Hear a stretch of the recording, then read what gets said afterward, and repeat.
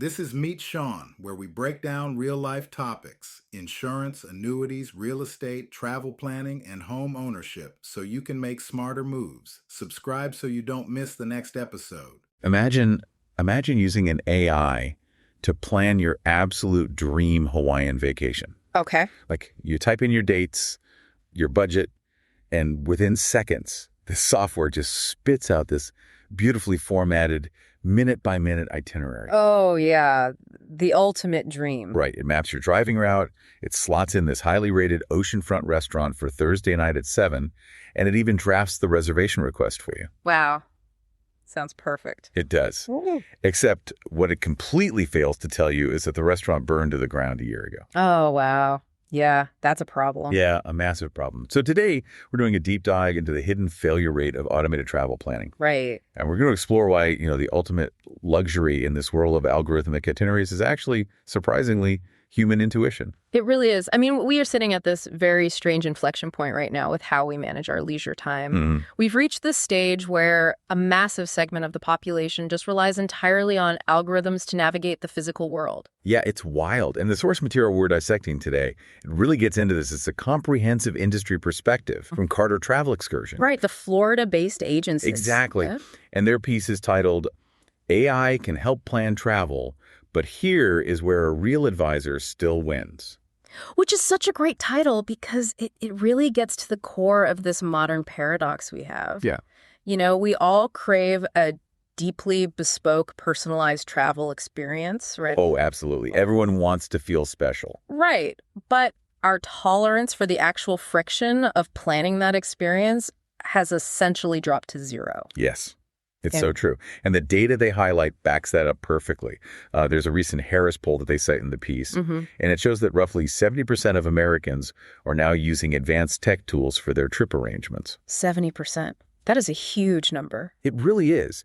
And when you see an adoption rate of 70% for anything, I think it tells you a lot about the baseline exhaustion of the average person. Oh, for sure. People are just desperate to offload the mental load, Yeah, that tab fatigue. Exactly. Nobody wants to open 20 browser tabs to cross-reference flights and hotel reviews and rental car prices. Right. It's exhausting. Yeah. But the core argument from this Carter Travel Excursions piece is that, flocking to these digital solutions just for sheer speed, it's giving travelers this really dangerous false sense of completion. Yes, that false sense of completion is the primary trap here. Yeah. Because a clean user interface, it sort of tricks the brain into thinking the underlying data is perfectly vetted. Right. Because it looks official. Exactly. And what these generative tools are exceptionally good at doing is parsing vast amounts of data to hand you the what and the where. Okay. They can scrape the internet, they aggregate lists of popular tourist destinations, they calculate average flight prices. Right. And they can stack up hotel ratings in milliseconds. Right. But the data is fundamentally hollow because the system has no concept of the who or the why. Okay, let's unpack this a bit. Because relying entirely on an app to plan a highly anticipated trip, it feels a lot like having a robot cook you dinner. Oh, that's a good way to put it. Right. But the robot is basing the dinner purely on your biometric readouts. Oh, I see where you're going with this. Yeah, so the machine analyzes your blood work, and it determines you require exactly 500 calories, 30 grams of protein, and 15 grams of fat. Right. And so it just blends up a perfectly gray, mathematically optimal nutrient paste and serves it to you. Delicious. Right. I mean, it's incredibly fast. And technically, you will survive on it, but it strips the entire culinary experience down to basic biology. Exactly. The robot doesn't know that you love the smell of garlic sautéing. Right. Or that you prefer your pasta al dente. Or, that you specifically want a heavy, comforting meal just because it happens to be raining outside. Yes, exactly.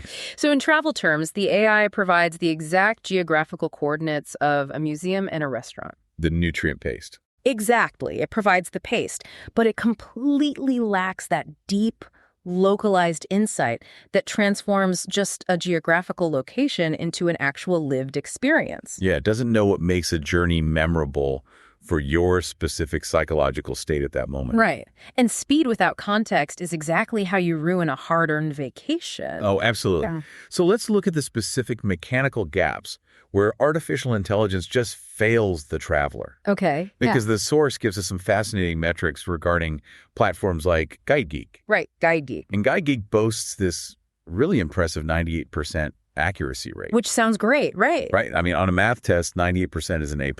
Yeah. You figure the machine has it handled.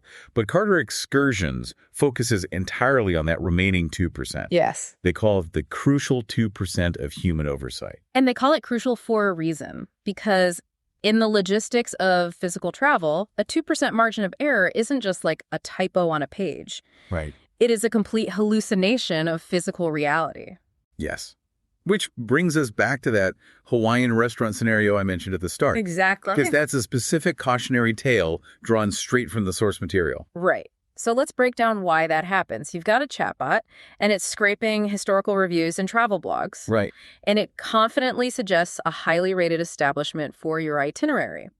But the underlying issue here is training data cutoffs and weight distributions. Okay, wait. Explain that for people who might not know the technical side. Sure. So the AI doesn't actually know the restaurant is open in the way a human knows something. Right. It is simply predicting that, statistically speaking, the words best restaurant and the name of that specific establishment heavily correlate in its training data. Because 1,000 people wrote a blog post about it 2 years ago. Exactly. It has no sensors in the real world. So it completely missed the fact that the establishment was destroyed during the devastating August 2023 Lahaina wildfires. Which is just terrifying if you think about it. The AI is literally hallucinating an out-of-date reality. Right. Because it lacks any real-time situational awareness. And this is exactly why manual verification is the only bridge between the digital model and the physical world. Yeah. A human agent physically verifying the details, even doing something as low-tech as just picking up the phone and calling the restaurant's number. Right. Just seeing if someone answers. Exactly. It acts as a necessary reality filter. That 2% of human oversight prevents outdated data from putting your family in a rental car and driving you straight into a disaster zone. Right. It ensures the destination is actually open, accessible, and most importantly, safe before you ever leave your house. Exactly. But, avoiding a closed restaurant or showing up to a museum on the one day a week it's shut down, that's just baseline survival. Right, that's the bare minimum. Yeah, you have to get the facts right. But the source material goes way beyond just avoiding logistical disasters. Yes, it does. I was looking at what the Hawaii Visitors and Convention Bureau put out, and they're essentially saying an algorithm's lack of cultural nuance can actively make you a bad tourist. Oh, that's such a critical point, because automated tools, and the source specifically mentions Expedia's Romy as an example here. Okay, yeah. They offer incredibly quick suggestions and route mapping, but they optimize for the wrong metrics. What do you mean by that, the wrong metrics? Well, an algorithm basically just sees a 5-star rating and a geolocation. Right. So it optimizes for Instagram popularity. It doesn't understand context. But the Hawaii Visitors and Convention Bureau heavily emphasizes the importance of respecting sacred sites and maintaining cultural awareness. Because the algorithm doesn't know what's sacred. Exactly. It doesn't know if a particular trail is suffering from severe environmental erosion or if a local community is just completely overwhelmed by over-tourism. Right. It just sees high engagement metrics and sends you there. But when you travel, you are entering someone else's home and heritage. Yeah, that's a great way to think about it. And a human advisor understands those environmental sensitivities and local customs. They act as this cultural buffer. Right. They can look at an AI-generated itinerary and say, okay, this beach is beautiful, yes, but it's considered sacred by the locals, so we are going to route you to a more sustainable spot. Which totally changes your impact on the place you're visiting. Exactly. A trip isn't just a checklist of sites to consume. A human advisor builds an itinerary that ensures your presence as a traveler is respectful and positive for the local community. Yeah. And that brings up another uniquely human element that algorithms are entirely blind to, which I thought was fascinating. Oh, what's that? The biology of travel. Fatigue. Oh, yes. Absolutely. Because if you let an AI plan your day, Right. it essentially uses a traveling salesman algorithm, right? Right. It mathematically optimizes the distance between points of interest. So it sees 4 highly rated attractions within a 2-mile radius, and it just schedules them for you back to back. Right, because to a computer, it views a 2-mile walk between museums as a simple 30-minute transit block. Right. It completely ignores the fact that the walk is uphill. On cobblestones. Exactly, on cobblestones in 95-degree heat. Yeah. And after a 3-hour walking tour under those conditions, your biology requires a break. You need a nap and a massive bottle of water. Exactly. A human advisor knows you need physical and mental downtime. Yeah, so what does this all mean for the traveler? It really sounds like AI thinks we're all just Energizer bunnies. It really does. You know, it's the difference between a schedule and an actual experience. Yes, perfectly said. A schedule just dictates where your physical body needs to be at 2 p.m., but an experience accounts for how your mind and body will actually feel when you arrive there. Right.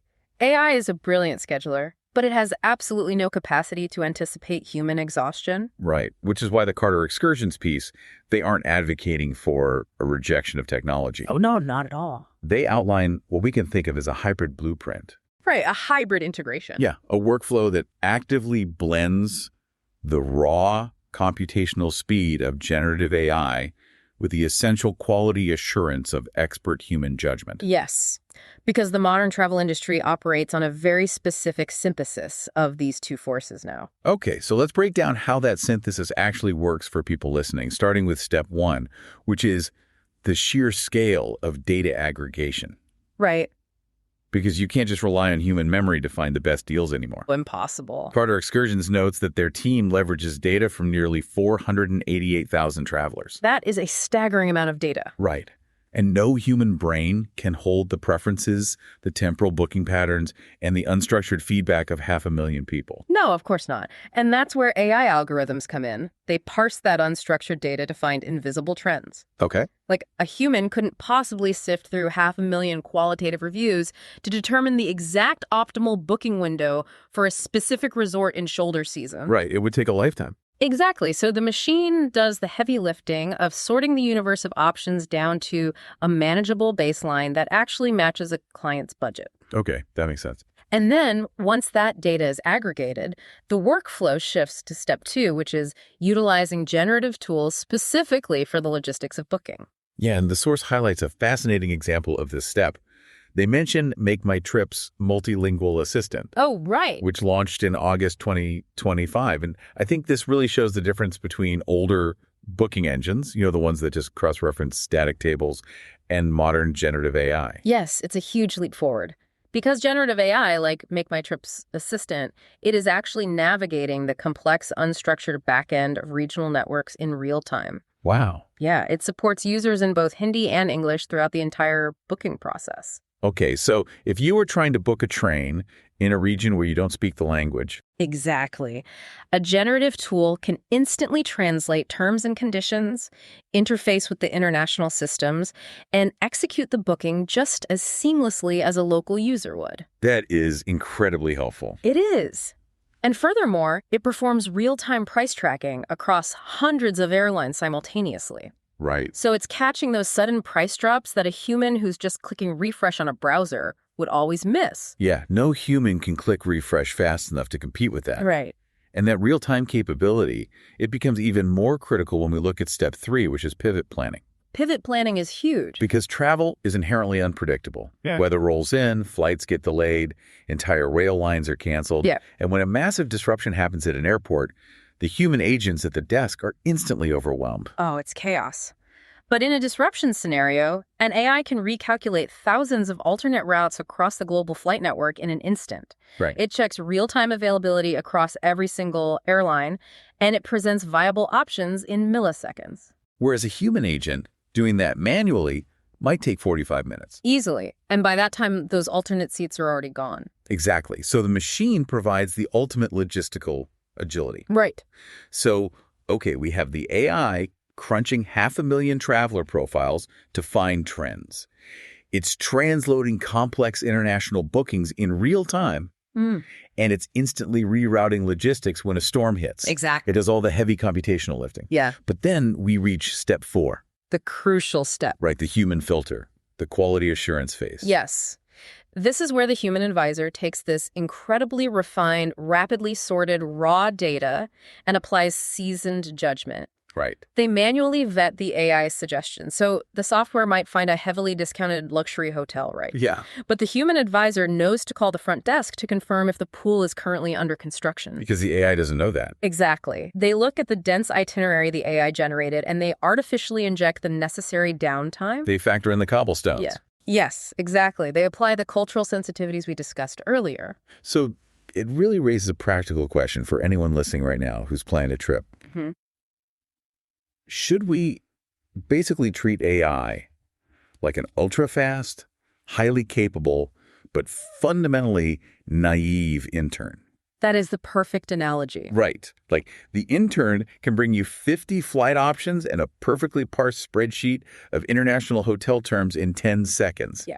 But you still have to play the role of the seasoned executive who reviews the work and signs off on it. Exactly. Because the intern doesn't actually understand what a vacation feels like and might just, hallucinate a restaurant that closed down a year ago. Exactly. You let the technology serve your needs rather than dictate your journey. Right. Because blind trust in an automated system is exactly how you end up exhausted, standing outside a closed restaurant, having inadvertently offended the local community. Yeah. It's a recipe for disaster. It really is. The human oversight acts as the safety net, the cultural translator, and the empathy engine all rolled into one.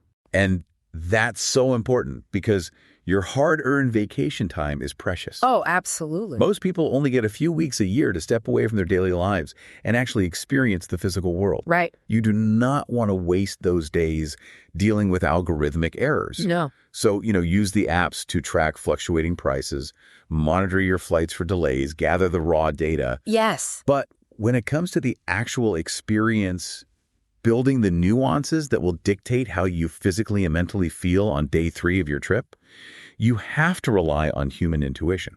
Exactly. Whether that's hiring an experienced advisor or just doing your own thorough manual verification. Right. And, if we project this dynamic 5 or 10 years down the line, Okay, yeah. it raises an incredibly fascinating possibility regarding the future of the travel industry as a whole. Oh, like what? Well, if generative AI eventually masters all of those frictionless logistics... Like it stops hallucinating Yeah. completely. Exactly. If it stops hallucinating closed restaurants, flawlessly tracks every flight delay before it happens, and handles the multilingual bookings perfectly, Right. then the human travel advisor's value proposition shifts entirely. Oh, I see. It will no longer be about where to go or how to book it. Because the machine does that instantly and flawlessly. Exactly. So the role evolves from a logistical planner into something entirely different. Right. It evolves into something resembling a vacation therapist. A vacation therapist. Wow. Okay, explain that. Well, think about it. If the machine handles the what, the where, and the when, the human advisor's sole focus becomes emotional architecture. Emotional architecture. That's a great phrase. Right. They sit down with you not to look at flight schedules, but to gauge your current stress levels at work. Oh, wow. They analyze the specific family dynamics of the people you are traveling with. So they're not asking what your budget is. Mm. They're asking how you've been feeling lately. Exactly. They diagnose your burnout and prescribe a very specific type of environment to heal it. Precisely. They curate exactly how a destination is going to make you feel. Right. And they leave the raw, frictionless mechanics of getting your physical body there entirely to the software. Because the software is better at that anyway. Exactly. Because no matter how advanced the neural network gets, an algorithm will never know what it actually feels like to stand on a quiet beach after a stressful year. Right. Or the joy of sharing a perfect meal with your family. Yeah. The machine doesn't have a soul. It doesn't know what relief feels like. Exactly. Man, that is such a cool way to look at the future of travel. It really is. So the next time you are tempted to let a bot auto-generate your entire trip, just remember the robot cooking you dinner. New nutrient paste. Right, the nutrient paste. It might hit all the right data points and it might be incredibly fast, but at the end of the day, you're the one who actually has to eat the meal. Yes. Make sure someone who understands human taste buds is in the kitchen with it. Yep. Thanks for diving into this with us. We'll leave you with that thought to chew on as you start dreaming up your next getaway. That's it for today's Meet Sean. If this helped, follow the show and share this episode with one person who needs it. See you next time.